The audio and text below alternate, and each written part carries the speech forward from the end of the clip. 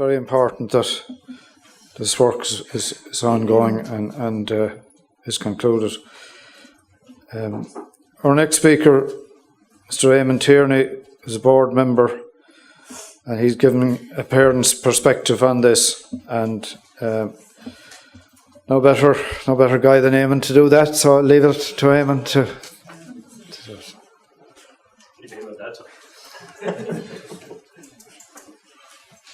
Thanks, John. Morning, folks. I don't know what Tom means by no better man than myself to. I've just met Sheila this morning for the first time, and I just had her name in my notes. If you want to have a look, Sheila, your name is there. I didn't know you were going to be here this morning, but I have your name and Breach Doolan, is it? Breach Doolan? Down in Swinford, Ars Retracta. Breach. She was on the RTE programme. Yeah, I don't. Have I got the name wrong? The other parent. Oh no, Mary Garvin is my sister. Yeah, but there was another lady, another parent. There was a family member. No, yeah. So Ivy McGinty, was it? Maybe so. Maybe I got the name wrong.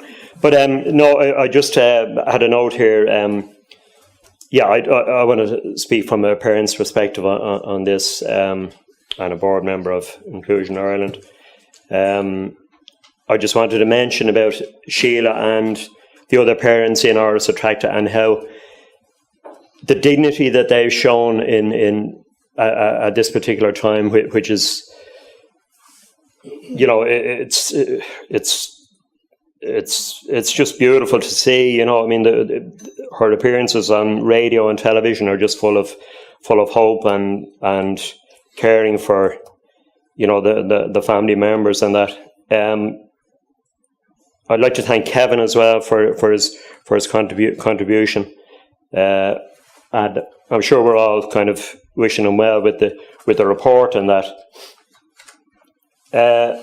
Just to give a little bit about my own background, I'm the father of a 29-year-old young lady with an intellectual disability who went into residential care over 10 years ago. On the 24th of August 2004, she went into St. Joseph's service out in Portrane, and following on from that, 4 years later, she went into Redwood, spent a year or two there, and has been in the mill out in Stamullen.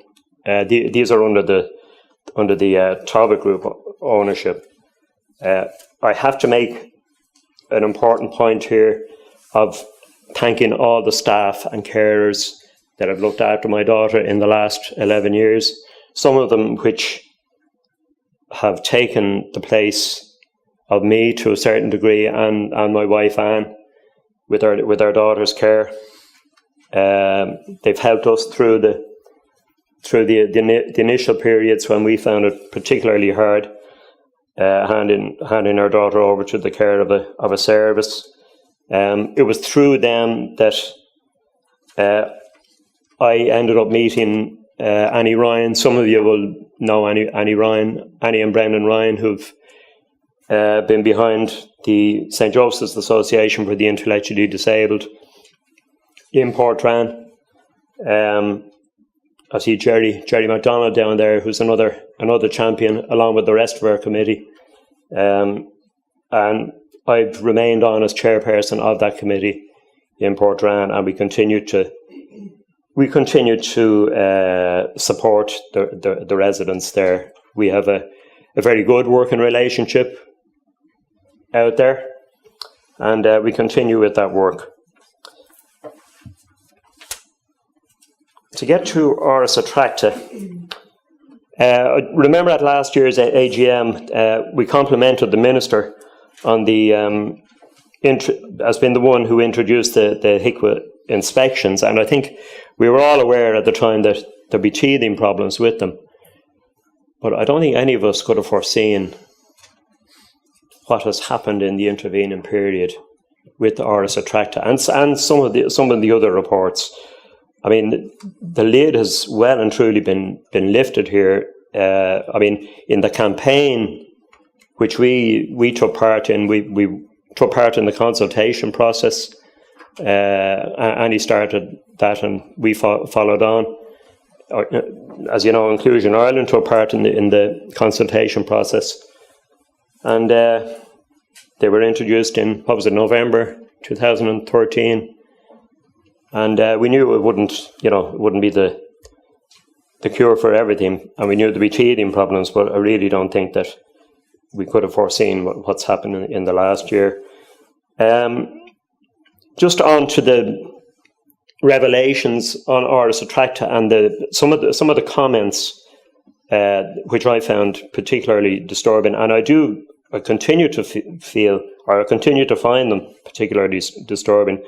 The Minister for Disability said, "I refuse to believe that Ars Attracta is the only place where this is happening." And people say that these places are safe. Mr. Varadkar, the Minister for Health, and Tony O'Brien of the HSE couldn't rule out that other residents are not being abused in other centres. I just can't get my head around this. If there are other centres in the country where residents with an intellectual disability are being abused at this minute, and I mean, that's what the quotes are saying. I've put this question out before, and it's people have generally kind of said yeah, and nothing else. I still don't know what the answer to that is. But if there are people being abused in other centres around the country, I mean, there is something seriously wrong, and something needs to happen fairly quick in these centres. I don't know where they are, but it's quite shocking. I know Sheila spoke earlier on about the situation in Ars Attracta and was been very, I think she's limited in what she can say and that. But my own reading on it is that a trust has been broken there, and that the HSE has failed in the care of the residents in Ars Attracta. Quite simply, it's when myself and my wife made the decision for our daughter to go into care, we put our trust in that service to look after our daughter, and they have looked after their daughter. And I'm sure every other parent in this country who have placed their trust in services, have made that decision, have placed their trust in services to look after their brothers, sisters, and children. I just have a comment here. We don't give away our family members. We love them, and we give them over to services to be cherished and cared for. I heard Kevin talk about the reports and that sort of thing, and I'm fearful that the report that comes out, and maybe the length of the report, I hope that we're not just looking at another report and there's not concrete measures to come out from that.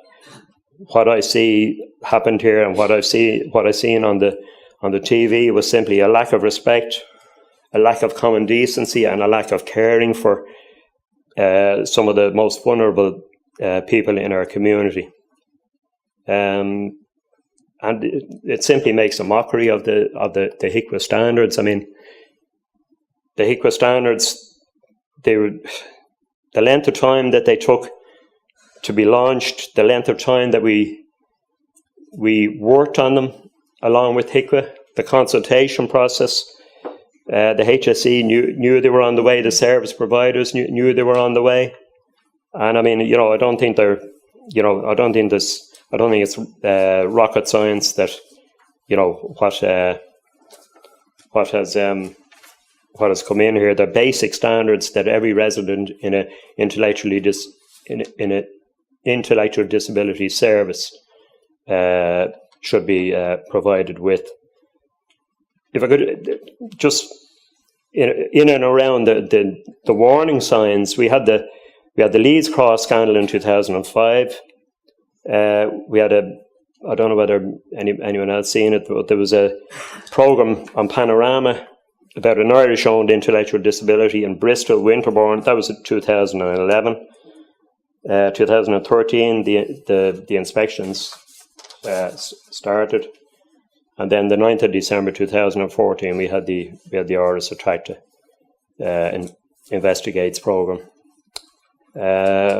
Just have a comment here about the person-centred care and person-centred plans, ability to reach their full potential, improve quality of life. These are headings that you see, and you see in what would you say, notice boards and all the rest. It's what is provided. I didn't see any of that provided in Orders of Tracta, and I just think it's a shameful episode in the care of people with an intellectual disability in this country, and it's something that really needs to be grasped. It really needs to be grasped, urgently, and it needs to be seen to be grasped by the HSE. And simple. I mean, with the greatest respect to Kevin here, I mean, long drawn out reports and that. I mean, I'd be hopeful that something comes of them, but at the same time, it's, is it going to be just another report with recommendations, and it's all kind of forgotten about. This really needs to be. It really needs, and I think to the general public, the general public need to see that something concrete has been done here, and something positive for the residents with an intellectual disability. Actually, my own daughter, I watched the program with my daughter. My daughter has an intellectual disability, but on the one hand it's mild. She has challenging behaviour, which is difficult, but she has a very strongly held view. Now, I couldn't repeat some of the things that she said, having seen the programme. But I only spoke to her last week about it as well. She can talk and she can give her opinion. She's not stupid. She has an intellectual disability, but she's not stupid. And I respect her view, and I respect the views of people with an intellectual disability. They are not stupid. They're out there to be cared for, and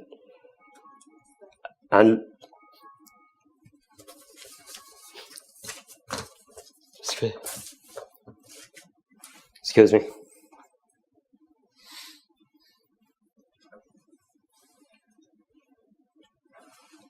They're out there to be cared for by service providers, and not abused. I just had leave it at that. Thank you.